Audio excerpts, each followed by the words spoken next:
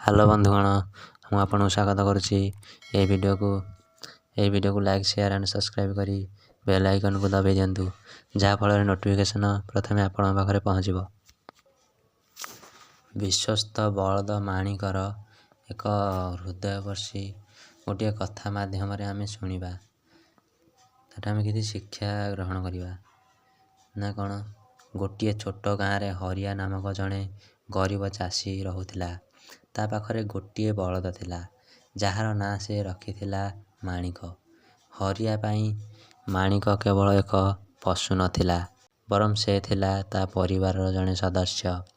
ହରିଆ ଓ ମାଣିକ ଦିନସାରା ବିଲରେ ପରିଶ୍ରମ କରୁଥିଲେ।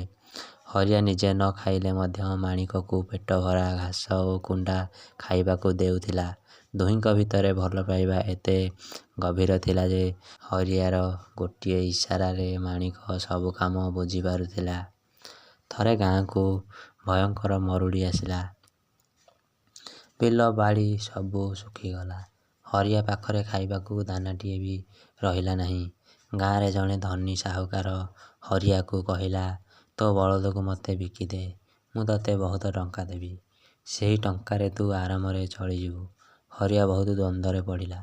ତାର ପରିବାର ଭୋକରେ ଥିଲେ, କିନ୍ତୁ ସେ ମାଣିକକୁ ନିଜ ଆଖି ଆଗରୁ ଦୂର କରିବାକୁ ଚାହୁଁନଥିଲା। ସେ ସାହୁକାରକୁ ସିଧା ମନା କରିଦେଲା ଏବଂ କହିଲା, ବିପଦ ସମୟରେ ଯିଏ ସାଥୀକୁ ଛାଡ଼ିଦିଏ, ସେ ମଣିଷ ନୁହେଁ। କିଛି ଦିନ ପରେ ହରିଆ ବିଲ ଖୋଳୁଥିବା ସମୟରେ ମାଣିକ ହଠାତ୍ ଏକ ନିର୍ଦ୍ଦିଷ୍ଟ ଜାଗାରେ ଅଟକିଗଲା ଏବଂ ନିଜ ଗୋଡ଼ରେ ମାଟି ତାଡ଼ିବାକୁ ଲାଗିଲା। ହରିଆ ସେହି ଜାଗାଟିକୁ ଖୋଳିବାରୁ ସେଠାରୁ ଏକ ପୁରୁଣା ମାଠିଆ ମିଳିଲା, ଯେଉଁଥିରେ କିଛି ସୁନା ମୋହର ଥିଲା। ମାଣିକର ଏହି ବିଚକ୍ଷଣ ବୁଦ୍ଧି ଯୋଗୁଁ ହରିଆର ସବୁ ଦୁଃଖ ଦୂର ହୋଇଗଲା। ହରିଆ ବୁଝିପାରିଲା ଯେ ସେ ମାଣିକକୁ ଯେଉଁ ଭଲ ପାଇବା ଦେଉଥିଲା, ମାଣିକ ଆଜି ତାର ପ୍ରତିଦାନ ଦେଉଛି।